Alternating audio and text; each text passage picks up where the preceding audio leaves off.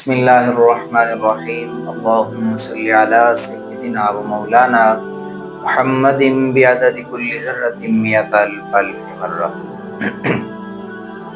معزز سامعین و ناظرین، آج ایک بڑا ہی دردناک قصہ آپ لوگوں کی سماعتوں کی نظر کرنے کے ارادے سے حاضر ہیں، جس کا تعلق اس دنیا میں رہتے ہوئے انسان کی زندگی جو گناہوں سے بھر جاتی ہے، پھر انسان توبہ کی طرف آنا چاہتا ہے، اس توبہ کے ساتھ ہے۔ عفو کر اور صدا کے لیے راضی ہو جا، گر کرم کر دے تو جنت میں رہوں گا یا رب۔ توبہ ایک اتنا وسیع اور ایک بہت ہی زبردست قسم کا موضوع ہے کہ ہر انسان توبہ کے بغیر نہیں جی سکتا۔ آج کل سوشل میڈیا کے اوپر طرح طرح کے توبہ کے حوالہ سے مذاق بنائے جا رہے ہیں۔ ایک پوسٹ نظروں سے گزری کہ جس میں وہ بار بار امان میں ڈالنا اور اس طرح کے الفاظ بول کر ہنسی مذاق کر رہے تھے، اور پھر معاذاللہ وہ گانے کی شکل میں بھی اس کو پیش کیا جا رہا تھا۔ توبہ کا مفہوم تو قرآن مجید میں یہ ہے کہ توبوا الی اللہ جمیعا، کہ بارگاہ خدا بندی میں توبہ کرنے کے لیے جمع ہو کے آ جاؤ، سارے کے سارے آ جاؤ۔ اور پھر توبہ کا طریقہ یہ ہے کہ جب بھی توبہ کرنی ہے عاجزی و انکساری کے ساتھ توبہ کرنی ہے۔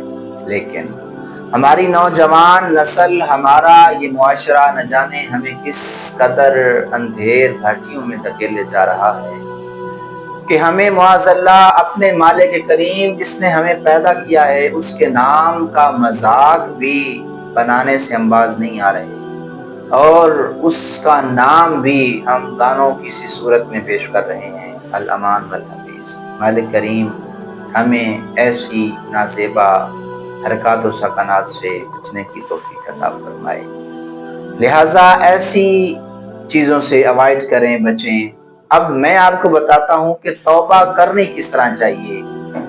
اب یہ جو جملہ استعمال ہو رہا ہے اس کا مطلب ہے الامان والحفیظ، کہ میں اللہ سے معافی چاہتا ہوں، لیکن اس کا طریقہ کار کیا ہونا چاہیے؟ حضرت موسیٰ علیہ نبینا علیہ السلام کے زمانہ میں ایک آدمی تھا بنی اسرائیل کا، وہ بڑا ہی گناہ گار تھا، گناہ کرتا پھر توبہ کر لیتا، پھر کچھ ہی دنوں بعد توبہ کو توڑ ڈالتا، پھر گناہ کر دیتا۔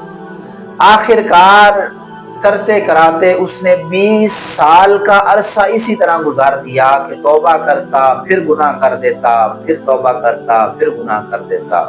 آخر کار اللہ کے پیارے نبی حضرت موسیٰ علیہ السلام کو اللہ کی طرف سے وحی آئی، اور اللہ نے فرمایا کہ موسیٰ اس فلاں بندے سے کہہ دو کہ اللہ تجھ سے ناراض ہے۔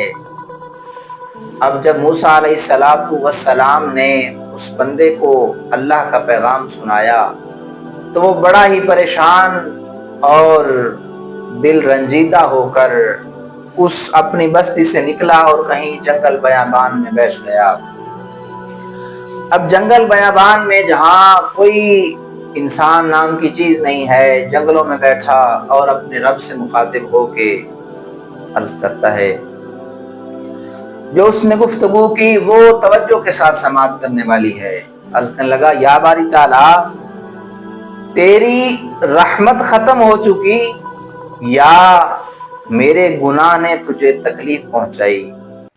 اے مالک کریم، تیری بخشش کے خزانے ختم ہو چکے یا تو لوگوں کی طرف نگاہ نہیں فرما رہا؟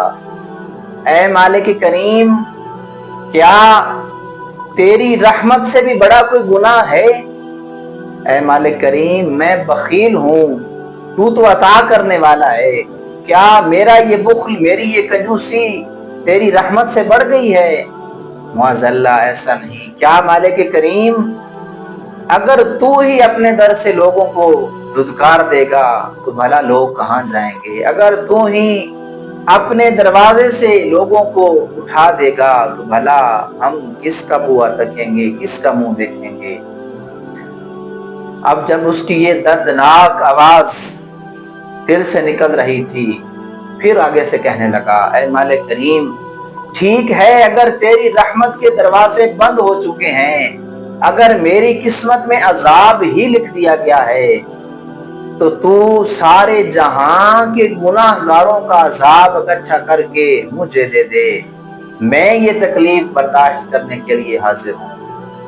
جب اس نے اتنی آہ و بکا کی تو بارگاہ خداوندی سے پھر موسیٰ علیہ السلام کی طرف وحی آئی، اور اللہ نے فرمایا کہ موسیٰ اس فلاں بندے کو جا کہہ دو کہ تو نے میری بخشش کی حقیقت کو پہچان لیا ہے۔ اللہ رب العزت نے آج تیری طرف یہ پیغام بھیجا ہے کہ اگر تیرے گناہ زمین کے برابر بھی ہو جاتے تو اللہ رب العزت تیری بخشش فرما دیتا۔ اب اسی کے ساتھ کنز العمال شریف کے حدیث مبارکہ فرمان مصطفیٰ صلی اللہ تعالی علیہ وآلہ وسلم ہے، آپ نے ارشاد فرمایا کہ جو بندہ اللہ کی بارگاہ میں آ کے توبہ کرتا ہے تو اللہ رب العزت کی بارگاہ میں اس توبہ کرنے والے کی جو آواز ہے اتنی محبوب ہوتی ہے کہ اللہ رب العزت کو اس سے زیادہ کسی کی آواز پیاری نہیں لگتی۔ اور اللہ فرماتا ہے کہ جس وقت بندہ کرتا ہے نا کہ اللہ مجھے معاف فرما، تو اللہ رب العزت ارشاد فرماتا ہے کہ جی میں حاضر ہوں، مانگ کیا مانگنا چاہتا ہے، میں رب ہوں، تیری بخشش کرنے والا ہوں۔ اور پھر رب کریم اس بندے کی بخشش فرما دیتا ہے۔ اور سرکار دو عالم صلی اللہ تعالی علیہ وآلہ وسلم کے ارشاد گرامی ہے کہ اللہ ارشاد فرماتا ہے کہ گواہ ہو جاؤ کہ یہ بندہ میری بارگاہ میں بعض فرشتوں سے بھی افضل ہے، اور اے فرشتوں تم گواہ ہو جاؤ اس توبہ کرنے والے کی میں رب نے بخشش فرما دی ہے۔ آپ لوگوں نے یہ مکمل حکایت بھی اور حدیث مبارکہ بھی سماعت کی۔ اب ہمیں تھوڑا سا غور کرنا چاہیے کہ آیا کہ کہیں ہم بھی ایسی غلیظ حرکات میں شامل تو نہیں، کہیں ہم بھی ایسے لوگوں کو پروموٹ تو نہیں کر رہے کہ جو معاذ اللہ دین کا مذاق بنا رہے ہیں۔ آئیے ہم یکجان ہو کر جب تک اپنے اندر تبدیلی نہیں کریں گے، اپنے آپ کو نہیں بدلیں گے، تب تک یہ معاشرہ کبھی نہیں بدل سکے گا۔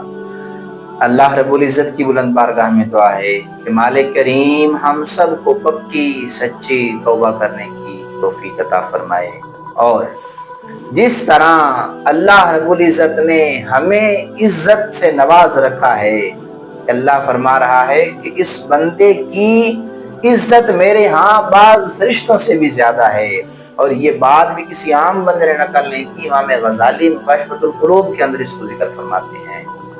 تو بندہ جب تک خود اپنی قدر نہیں پہچانے گا، اللہ دوسرا بندہ اس کی قدر کیسے کرے گا؟ آئیں اپنے آپ کو بدلیں، آج وقت ہے، توبہ کا دروازہ کھلا ہے، کہیں ایسا نہ ہو کہ دیر ہو جائے اور پھر ہماری زندگیاں ہمیشہ کے لیے ختم ہو جائیں۔ بارگاہ خداوندی میں دعا ہے کہ مالک کریم ہم سب کے حالوں پر اپنی خاص رحمتوں کا، کرموں کا نزول فرمائے۔ وما علیہ الا البلاغ